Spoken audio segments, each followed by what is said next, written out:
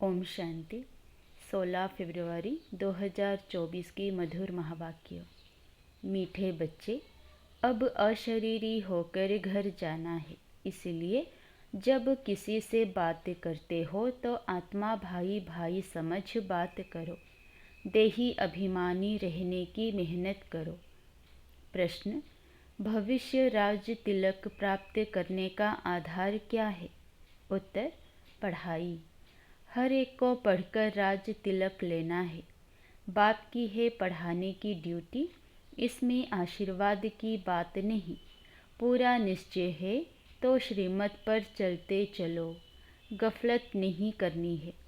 अगर मतभेद में आकर पढ़ाई छोड़ी तो ना पास हो जाएंगे। इसलिए बाबा कहते, मीठे बच्चे, अपने ऊपर रहम करो। आशीर्वाद मांगनी नहीं है, पढ़ाई पर ध्यान देना है। ओम शांति। सुप्रीम टीचर बच्चों को पढ़ाते हैं। बच्चे जानते हैं परमपिता परमात्मा पिता भी है, टीचर भी है। ऐसा तुमको पढ़ाते हैं जो और कोई पढ़ा ना सके। तुम कहते हो शिव बाबा हमको पढ़ाते हैं। अब यह बाबा कोई एक का नहीं है। मनमना भव, मध्याजी भव, इसका अर्थ समझाते हैं। मुझे याद करो। बच्चे तो अब समझदार हुए हैं। बेहद का बाप कहते हैं, तुम्हारा वर्षा तो है ही, यह कभी भूलना नहीं चाहिए। बाप आत्माओं से ही बातें करते हैं। अभी तुम जीव आत्माएं हो ना। बेहद का बाप भी निराकार है। तुम जानते हो इस तन द्वारा वो हमको पढ़ा रहे हैं और कोई ऐसे नहीं समझेंगे। स्कूल में टीचर पढ़ाते हैं तो कहेंगे लौकिक टीचर लौकिक बच्चों को पढ़ाते हैं। यह है पारलौकिक सुप्रीम टीचर जो पारलौकिक बच्चों को पढ़ाते हैं। तुम भी परलोक मूल वतन के निवासी हो। बाप भी परलोक में रहते हैं। बाप कहते हैं हम भी शांति धाम के निवासी हैं और तुम भी वहाँ के ही निवासी हो। हम दोनों एक धाम के रहवासी हैं। तुम अपने को आत्मा समझो, मैं परम आत्मा हूँ। अभी तुम यहाँ पाठ बजा रहे हो। पाठ बजाते बजाते तुम अभी पतित बन गए हो। यह सारा बेहद का मांडवा है जिसमें खेल होता है। यह सारी सृष्टि कर्म क्षेत्र है, इसमें खेल हो रहा है। यह भी सिर्फ तुम ही जानते हो कि यह बेहद का खेल है। इसमें दिन और रात भी होते हैं। सूर्य और चांद कितनी बेहद की रोशनी देते हैं। यह है बेहद की बात। अभी तुमको ज्ञान भी है। रचता ही आकर रचता और रचना के आदि मध्य अंत का परिचय देते हैं। बाप कहते हैं तुमको रचना के आदि मध्य अंत का राज सुनाने आया हूँ। यह पाठशाला है, पढ़ाने वाला अभोक्ता है। ऐसे कोई नहीं कहेंगे कि हम अभोक्ता हैं। अहमदाबाद में एक साधु ऐसे कहता था, परंतु बाद में ठगी पकड़ी गई। इस समय ठगी भी बहुत निकल पड़ी है। वेशधारी बहुत हैं, इनको तो कोई वेश है नहीं। मनुष्य समझते हैं श्री कृष्ण ने गीता सुनाई, तो आजकल कितने श्री कृष्ण बन पड़े हैं। अब इतने श्री कृष्ण तो होते नहीं। यहाँ तो तुमको शिव बाबा आकर पढ़ाते हैं, आत्माओं को सुनाते हैं। तुमको बार बार कहा गया है कि अपने को आत्मा समझ भाई भाई को सुनाओ। बुद्धि में रहे बाबा की नॉलेज हम भाइयों को सुनाते हैं। मेल अथवा फीमेल दोनों भाई भाई हैं। इसलिए बाप कहते हैं तुम सब मेरे वर्षे के हकदार हो। वैसे फीमेल को वर्षा नहीं मिलता है क्योंकि उनको ससुर घर जाना है। यहाँ तो है ही सब आत्माएं। अशरीरी होकर जाना है घर। अभी जो तुमको ज्ञान रत्न मिलते हैं यह अविनाशी रत्न बन जाते हैं। आत्मा ही ज्ञान का सागर बनती है ना। आत्मा ही सब कुछ करती है, परंतु मनुष्यों को देह अभिमान होने के कारण देही अभिमानी बनते नहीं है। अब तुमको देही अभिमानी बन एक बात को याद करना है। कुछ तो मेहनत चाहिए ना। लौकिक गुरु को कितना याद करते हैं, मूर्ति रख देते हैं। अब कहाँ शिव का चित्र, कहाँ मनुष्य का चित्र। रात दिन का फर्क है। वो गुरु का फोटो पहन लेते हैं। पति लोगों को अच्छा नहीं लगता कि दूसरों का फोटो पहने। हाँ, शिव का पहनेंगे तो वह सबको अच्छा लगेगा, क्योंकि वह तो परम पिता है ना। उनका चित्र तो होना चाहिए। यह है गले का हार बनाने वाला। तुम रुद्रमाला का मोती बनेंगे। यूं तो सारी दुनिया रुद्रमाला भी है, प्रजापिता ब्रह्मा की माला भी है। ऊपर में सीजरा है, वह है हद का सीजरा, यह है बेहद का। जो भी मनुष्य मात्र हैं सबकी माला है। आत्मा कितनी छोटे से छोटी बिंदी है, बिल्कुल छोटी बिंदी है। ऐसे ऐसे बिंदी देते जाओ तो अनगिनत हो जाएगी। गिनती करते करते थक जाएंगे। परंतु देखो, आत्मा का झाड़ कितना छोटा है। ब्रह्म तत्व में बहुत थोड़ी जगह में रहती है। वह फिर यहाँ आती है पाट बजाने। तो यहाँ फिर कितनी लंबी चौड़ी दुनिया है। कहाँ कहाँ एरोप्लेन में जाते हैं, वहाँ फिर एरोप्लेन आदि की दरकार नहीं। आत्माओं का छोटा सा झाड़ है, यहाँ मनुष्यों का कितना बड़ा झाड़ है। यह सब है प्रजापिता ब्रह्मा की संतान, जिसको कोई एडम कोई आदि देव कहते हैं। मेल फीमेल तो जरूर है। तुम्हारा है प्रवृत्ति मार्ग, निवृत्ति मार्ग का खेल होता नहीं। एक हाथ से क्या होगा, दोनों पहिए चाहिए। दो हैं तो आपस में रेस करते हैं। दूसरा पहिया साथ नहीं देता है तो ढीले पड़ जाते हैं। परंतु एक के कारण ठहर नहीं जाना चाहिए। पहले पहले पवित्र प्रवृत्ति मार्ग था, फिर होता है अपवित्र, गिरते ही जाते हैं। तुम्हारी बुद्धि में सारा ज्ञान है। यह झाड़ कैसे बढ़ता है, कैसे एडिशन होती जाती है, ऐसा झाड़ कोई निकाल न सके। कोई की बुद्धि में रचता और रचना के आदि मध्य अंत का नॉलेज है ही नहीं। इसलिए बाबा ने कहा था, यह लिखो कि हमने रचता द्वारा रचता और रचना की नॉलेज का अंत पाया है। वह तो न रचता को जानते न रचना को। अगर परंपरा यह ज्ञान चला आता तो कोई बतावे ना। सिवाय तुम ब्रह्मा कुमार कुमारियों के कोई बता ना सके। तुम जानते हो, हम ब्राह्मणों को ही परमपिता परमात्मा पढ़ाते हैं। हम ब्राह्मणों का ही ऊंचे से ऊंचा धर्म है। चित्र भी जरूर दिखाना पड़ता है। चित्र बिगड़ कब बुद्धि में बैठेगा नहीं। चित्र बहुत बड़े बड़े होने चाहिए। वैरायटी धर्मों का झाड़ कैसे बढ़ता है, यह भी समझाया है। आगे तो कहते थे, हम आत्मा सो परमात्मा, परमात्मा सो हम आत्मा। अब बाप ने इसका भी अर्थ बताया है। इस समय हम सो ब्राह्मण हैं, फिर हम सो देवता बनेंगे नई दुनिया में। अभी हम पुरुषोत्तम संगम युग पर हैं, अर्थात यह है पुरुषोत्तम बनने का संगम युग। यह सब तुम समझा सकते हो। रचता और रचना का अर्थ, हम सो का अर्थ। ओम अर्थात मैं आत्मा फर्स्ट, फिर यह शरीर है। आत्मा अविनाशी और यह शरीर विनाशी है। हम यह शरीर धारण कर पाट बजाते हैं। इसको कहा जाता है आत्म अभिमानी। हम आत्मा फलाना पाट बजाती हैं। हम आत्मा यह करती हैं। हम आत्मा परमात्मा के बच्चे हैं। कितना वंडरफुल ज्ञान है। यह ज्ञान बाप में ही है, इसलिए बाप को ही बुलाते हैं। बाप है ज्ञान का सागर, उनकी भेंट में फिर है अज्ञान के सागर। आधा कल्प है ज्ञान, आधा कल्प है अज्ञान।